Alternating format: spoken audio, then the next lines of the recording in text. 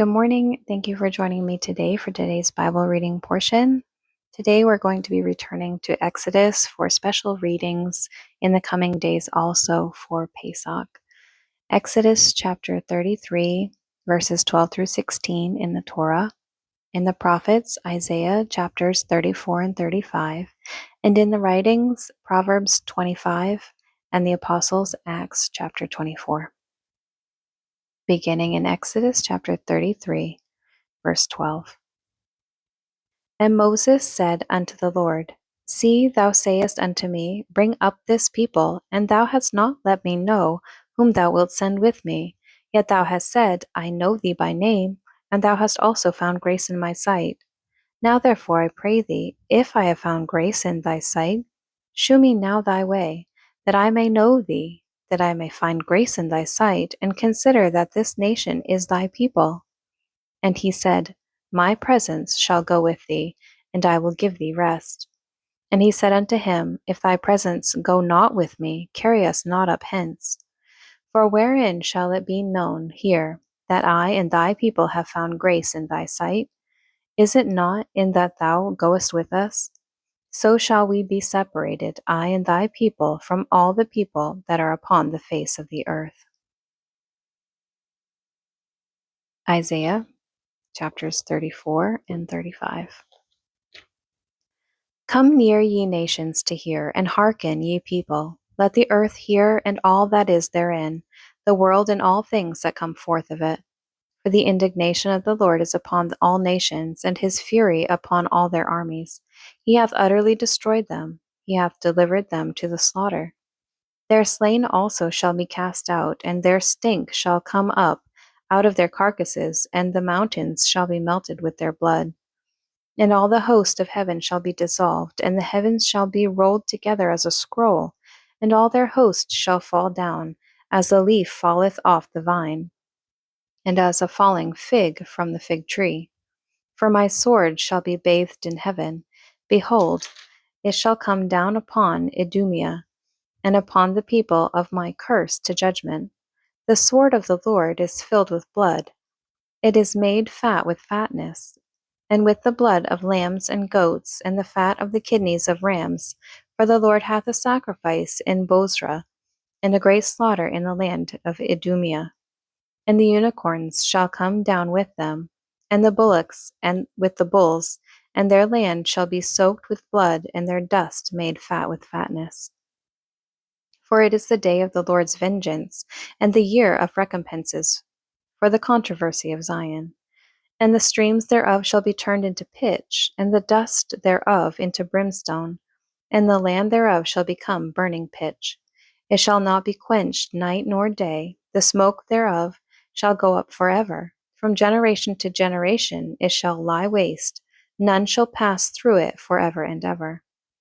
But the cormorant and the bittern shall possess it, the owl also and the raven shall dwell in it.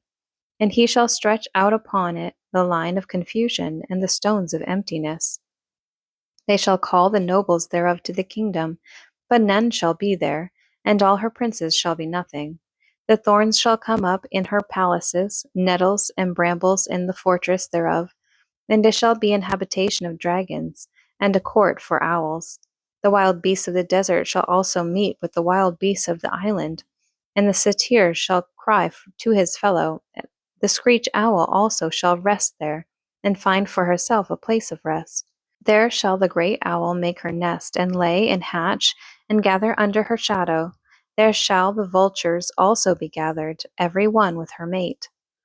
Seek ye out of the book of the Lord, and read. No one of these shall fail, none shall want her mate. For my mouth it hath commanded, and his spirit it hath gathered them. And he hath cast the lot for them, and his hand hath divided it unto them by line. For they shall possess it for ever, from generation to generation shall they dwell therein. The wilderness and the solitary place shall be glad for them, and the desert shall rejoice and blossom as the rose. It shall blossom abundantly, and rejoice even with joy and singing. The glory of Lebanon shall be given unto it, the excellency of Carmel and Sharon. They shall see the glory of the Lord and the excellency of our God. Strengthen ye the weak hands and confirm the feeble knees. Say to them that are of a fearful heart, Be strong, fear not. Behold, your God will come with vengeance, even God with a recompense. He will come and save you.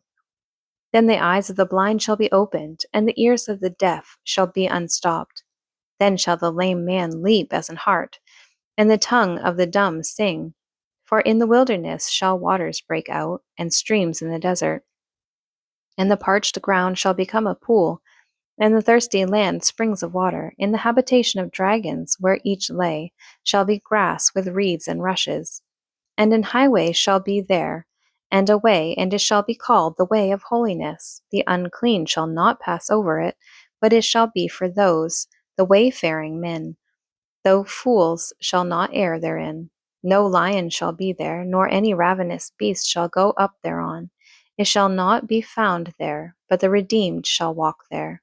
And the ransomed of the Lord shall return, and come to Zion with songs and everlasting joy upon their heads.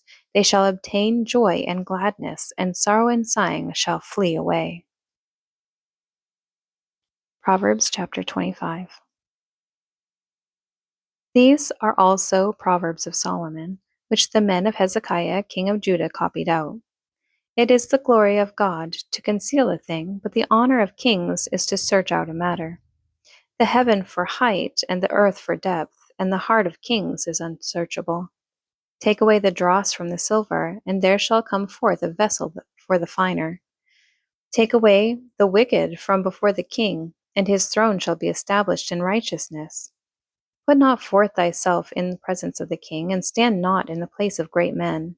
For better it is that it be said unto thee, Come up hither, than that thou shouldest be put lower in the presence of thine prince, whom thine eyes have seen.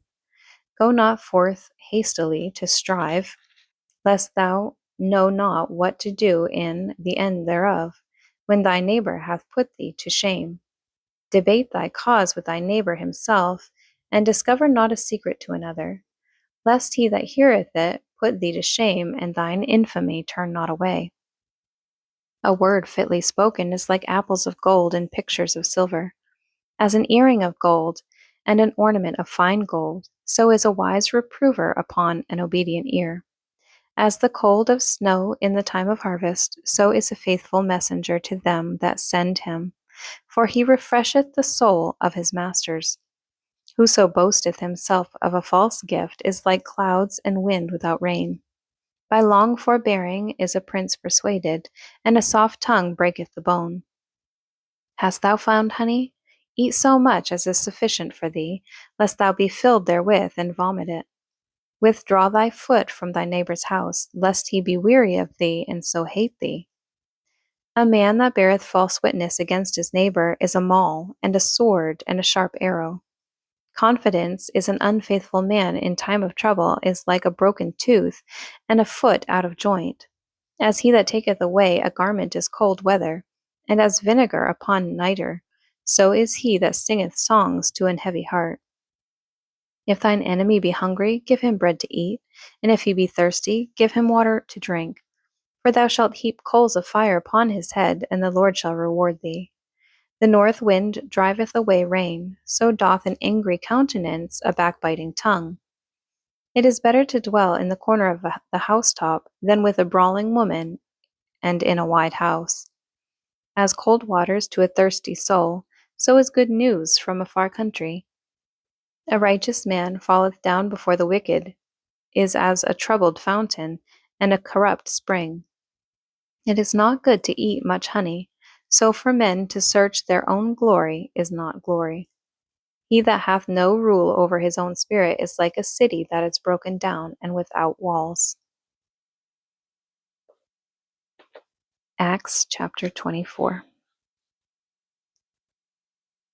And after 5 days, Ananias the high priest descended with the elders and with a certain orator named Tertullus, who informed the governor against Paul.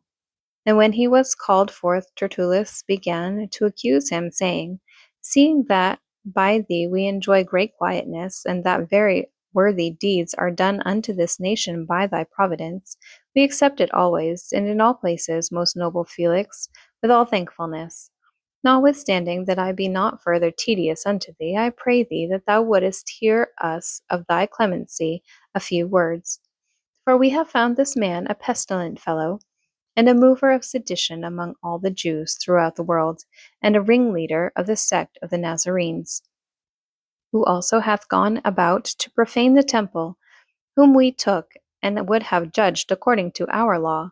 But the chief captain Lysias came upon us, and with great violence took him away out of our hands, commanding his accusers to come unto thee, by examining of whom thyself mayest take knowledge of all these things whereof we accuse him. And the Jews also assented, saying that these things were so. Then Paul, after that the governor had beckoned unto him to speak, answered, Forasmuch as I know that thou hast been of many years a judge unto this nation, I do the more cheerfully answer for myself, because that thou mayest understand that there are yet but 12 days since I went up to Jerusalem for to worship, and they neither found me in the temple disputing with any man, neither raising up the people, neither in the synagogues, nor in the city. Neither can they prove the things whereof they now accuse me. But this I confess unto thee, that after the way, which they call heresy, so worship I the God of my fathers, believing all things which are written in the law and in the prophets, and have hope toward God, which they themselves also allow, that there shall be a resurrection of the dead, both of the just and unjust. And herein do I exercise myself, to have always a conscience void of offense toward God and toward men.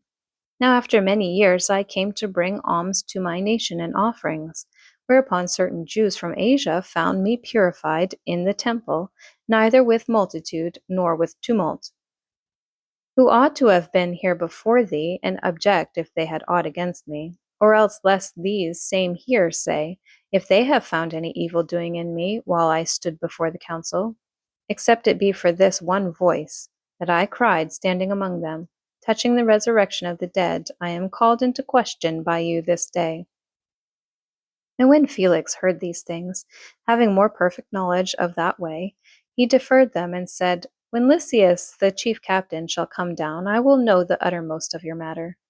And he commanded a centurion to keep Paul, and to let him have liberty, and that he should forbid none of his acquaintance to minister or come unto him. And after certain days, when Felix came with his wife Drusilla, which was a Jewess, he sent for Paul, and heard him concerning the faith in Christ. And as he reasoned of righteousness, temperance, and judgment to come, Felix trembled and answered, Go thy way for this time. When I have a convenient season, I will call for thee. He hoped also that money should have been given him of Paul, that he might loose him. Wherefore he sent for him the oftener, and communed with him. But after 2 years, Porcius Festus came into Felix's room, and Felix, willing to shew the Jews a pleasure, left Paul bound.